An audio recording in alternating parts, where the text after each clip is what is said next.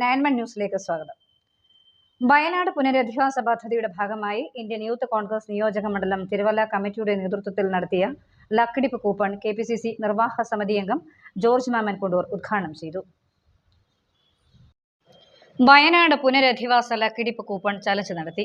വയനാട് പുനരധിവാസ പദ്ധതിയുടെ ഭാഗമായി ഇന്ത്യൻ യൂത്ത് കോൺഗ്രസ് നിയോജക മണ്ഡലം തിരുവല്ല കമ്മിറ്റിയുടെ നേതൃത്വത്തിൽ നടത്തിയ ലക്കിടിപ്പ് കൂപ്പൺ KPCC നിർവാഹക സമിതി അംഗം ജോർജ് മാമൻ കൊണ്ടൂർ ഉദ്ഘാടനം ചെയ്തു.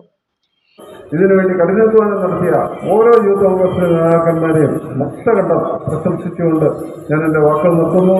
ഈ ചടങ്ങ് ഔപചാരികമായി ഉദ്ഘാടനം ചെയ്യും. ഒപ്പം തന്നെ ലക്കിടിപ്പ് ഇവിടെ നടത്തിയതായി പ്രഖ്യാപിച്ചുകൊണ്ട് ഞാൻ എൻ്റെ വാക്കുകൾ ഉപസംഹരിക്കും.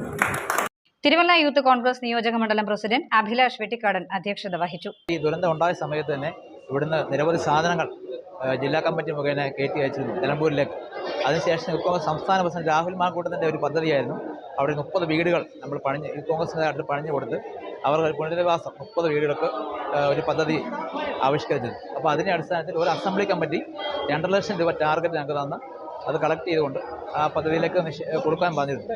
അപ്പോൾ അതിന് യൂത്ത് കോൺഗ്രസ് തിരുവല്ല അസംബ്ലി മണ്ഡലം സെക്രട്ടറി ഫിലിപ്പ് സ്വാഗതം പറഞ്ഞു. യോഗത്തിൻ്റെ അധ്യക്ഷൻ തിരുവല്ല നിയോജക മണ്ഡലം പ്രസിഡന്റ് ശ്രീ അഭിലാഷ് വെട്ടിക്കാടൻ, ഉദ്ഘാടകൻ KPCC നിർമ്മാണ സമിതി അംഗം ശ്രീ ജോർജ് മാമൻ കൊണ്ടൂർ, മറ്റ് കോൺഗ്രസ് യൂത്ത് കോൺഗ്രസ് പ്രവർത്തകരെ എല്ലാവരെയും കൃത്യമായിട്ട് ഈ യോഗത്തിലേക്ക് സ്വാഗതം ചെയ്തുകൊള്ളുന്നു.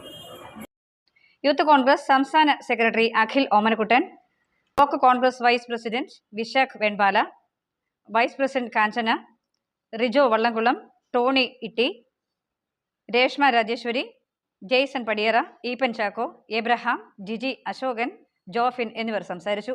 9 മലയാളം, തിരുവല്ല.